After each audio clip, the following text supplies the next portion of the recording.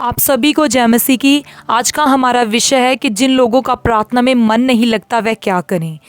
मेरा विश्वास है कि आज के इस मैसेज को सुनने के बाद आपकी प्रेयर लाइफ कभी भी सेम ना रहेगी। आमेन, हालेलुया। लोग पूछते हैं कि प्रार्थना क्या है या फिर मैं कितनी देर प्रार्थना करूं। कुछ लोग कहते हैं कि हम तो यीशु मसीह को फॉलो करते हैं।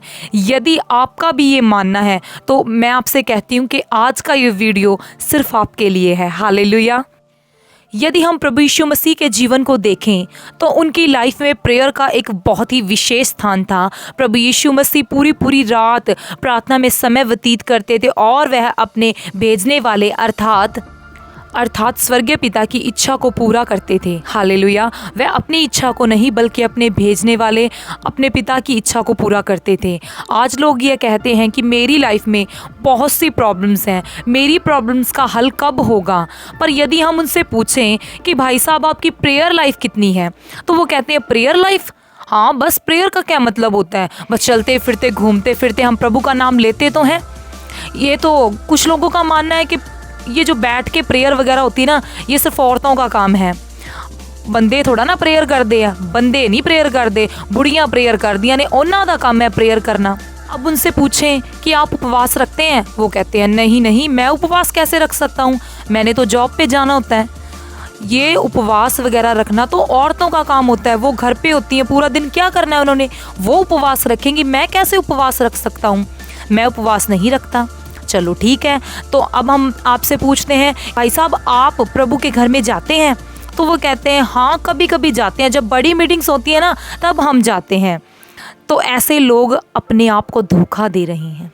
वो कहते हैं कि हम यीशु मसीह को मानते हैं, यीशु मसीह के फॉलोवर्स हैं। यदि आप यीशु मसीह को मानते हैं, यीशु मसीह के अनुसार यदि आपका जीवन नहीं, तो मैं आपसे कह रही हूँ कि आप अपने आप को धोखा दे रहे हैं। ये तो बिल्कुल उस तरह हो गया कि आपको प्रॉब्लम जो है, आपकी जो बीमारी है वो तो कैंसर की है, लास्ट स्टेज तक पहुंच चुकी है वो, पर आप उस बीमारी को पैरासीटामोल से ख़त्म करना चाहते हैं। तो जैसे कैंसर को हम पैरासीटामोल से ख़त्म नहीं कर सकते, वैसे ही यदि आपकी प्रॉब्लम्स की लिस्ट बहुत बड़ी है और आप यीशु मसीह के अनुसार प्रार्थना वाला जीवन यदि आपका नहीं है, उपवास वाला जीवन आपका नहीं है, आप संडे प्रभु के घर में नहीं जाते हो, आप पवित्रताई में नहीं हो, अभी भी ब्लू फिल्म्स आप देखते हो, ब्लू फिल्म्स देखते हो, व्यभिचार के अंदर हो, तो आप अपने आप को धोखा दे रहे हैं।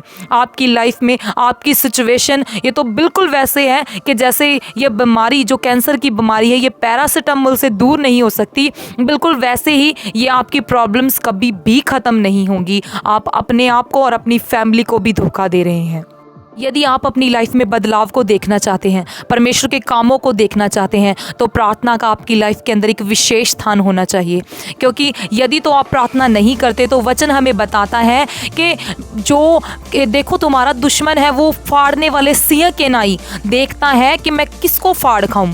तो यदि तो आप प्रार्थना नहीं कर रहे, आपकी प्रेयर वाली लाइफ नहीं है, तो आप शैतान के निशाने पर हो। पर परमेश्वर का वचन हमें क्या बताता है, यीशु मसीह जो पूरी पूरी रात प्रार्थनाएं करते थे, आज हम वचन से देखेंगे लूका की पुस्तक 6 अध्याय और उसका 12 वचन हमें बताता है कि जब यीशु मसीह कोई भी बड़ा काम करने जाते थे तो वह प्रेयर को प्राथमिकता देते थे। वचन हमें बताता है और उन दिनों में वह पहाड़ पर प्रार्थना करने को निकला और परमेश्वर से प्रार्थना करने में सारी रात बिताई। Hallelujah, hallelujah. वचन हमें बताता है कि यीशु मसीह ने चेलों को चुनने से पहले भी पूरी रात प्रार्थना में बिताया।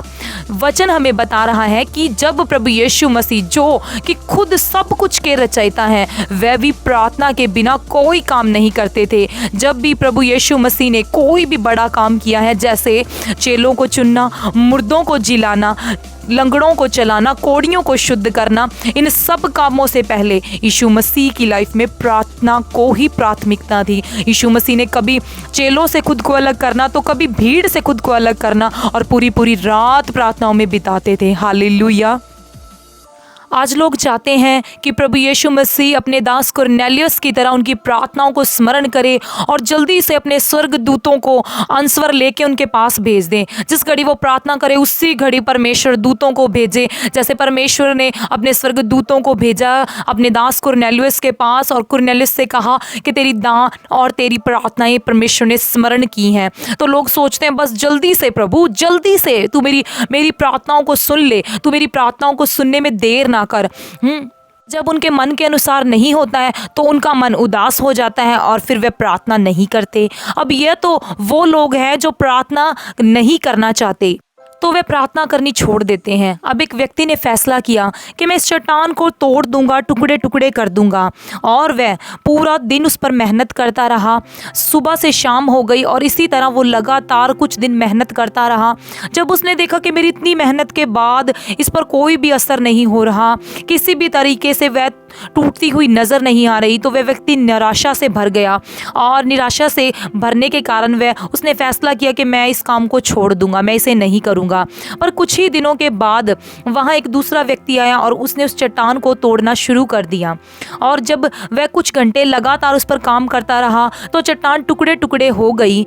उस पहले व्यक्ति को पता चला कि उसने इस चट्टान को तोड़ दिया है, तो वह बहुत ही हैरान हुआ। मैंने तो बहुत दिन मेहनत की पर मुझसे तो ये नहीं हुआ, और इसने तो कुछ ही घंटों की मेहनत से इसको तोड़ डाला। तो अब अगर हम बाहरी रूप से देखें कि जब आप चट्टान पर लगातार वार कर रहे हो और आपको लग रहा था कि इस पे तो कोई प्रभाव ही नहीं है, चाहे वो आपको बाहरी रूप से टूटती हुई नजर नहीं आ रही थी, पर याद रखें कि जिस तरह आप लगातार उस पर वार कर रहे थे, आपके हर वार के बाद, आपकी हर उस चोट के बाद वह अंदर से खोखली होती जा रही थी। हालेलुया।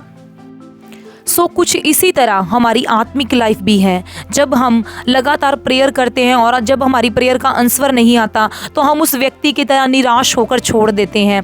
जैसे उस व्यक्ति ने कहा कि मैं तो लगातार इस चट्टान को तोड़ने की कोशिश कर रहा हूँ पर ये तो टस से मस नहीं हो रही। उसी तरह हम भी कहते हैं प्रभु मैंने तो लगातार पुकारा पर मेरी प्रेयर का आंसर नहीं आया, और हम निराश होकर जब उसे छोड़ देते हैं और फिर हम अपने पड़ोसी की ओर देखते हैं कि कैसे लगातार वह ब्लेसिंग पर ब्लेसिंग को पा रहा है, उसकी लाइफ के अंदर बिगेस्ट टेस्टिमनीज आ रही हैं, तो हम परेशान हो जाते हैं कि है प्रभु मैंने तो लगातार पुकारा पर मुझे तो आंसर नहीं मिला। पर मेरा जो पड़ोसी है वह हर दिन अपनी टेस्टिमनीज को दे रहा है, हर दिन उसकी लाइफ में न्यू ब्लेसिंग्स होती हैं, प्रभु इसका कारण क्या है?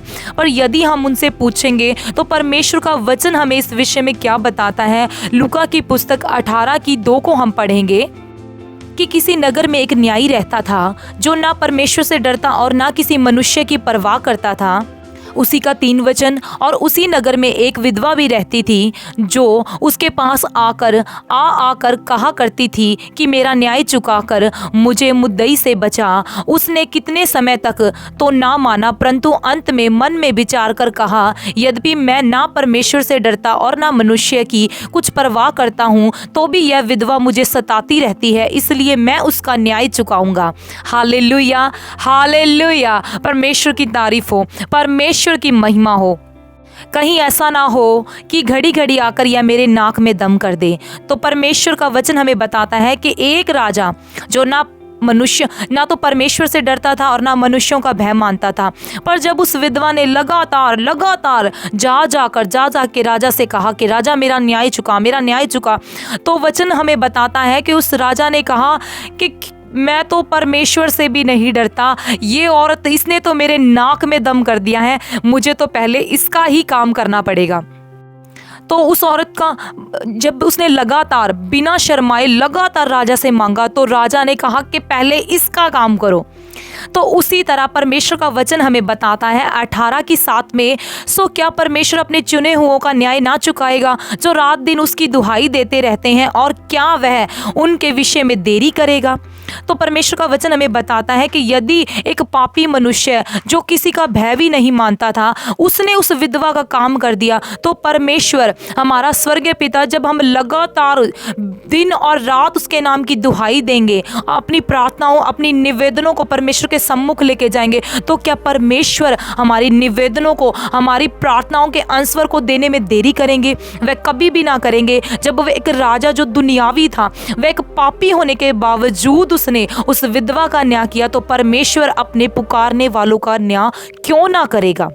फिर यदि तो आपने हियाव बांधकर प्रार्थना करने का फैसला कर लिया है, बिना किसी परीक्षाओं पर, परिस्थितियों पर ध्यान दिए बिना आपने प्रार्थना करने का फैसला किया है, फिर आप ध्यान से देखिए कि यदि तो आधे घंटे की प्रार्थना से मेरी प्रॉब्लम का हल नहीं हो रहा, तो मैं 1 घंटा प्रेयर करूंगा। यदि 1 से भी नहीं तो मैं 2 करूंगा, 2 नहीं तो 3। मैं अपनी प्रार्थनाओं को बढ़ाऊंगा और मैं अपनी समस्याओं के हल को पाऊंगा, क्योंकि वचन हमें बताता है कि यीशु मसीह का लहू जो कि जिंदा लहू है, वह विजय पाया हुआ लहू है। और जब हम वो लहू हमारे शरीरों में, हमारे ऊपर जब लगता है, तो हम कभी भी हार नहीं सकते। वह हमें कभी हारने ही नहीं देगा। यदि तो आपने फैसला कर लिया है, बिना किसी हालात को देखे, बिना सिर्फ अपने परमेश्वर को, अपने यीशु मसीह को देखते हुए प्रार्थना करने का यदि तो आपने फैसला कर लिया है, तो मैं विश्वास करती हूँ कि आपकी लाइफ कभी भी सेम ना रहेगी। जो विश्वास करते हैं वो कहेंगे आमीन, आमीन, आमीन।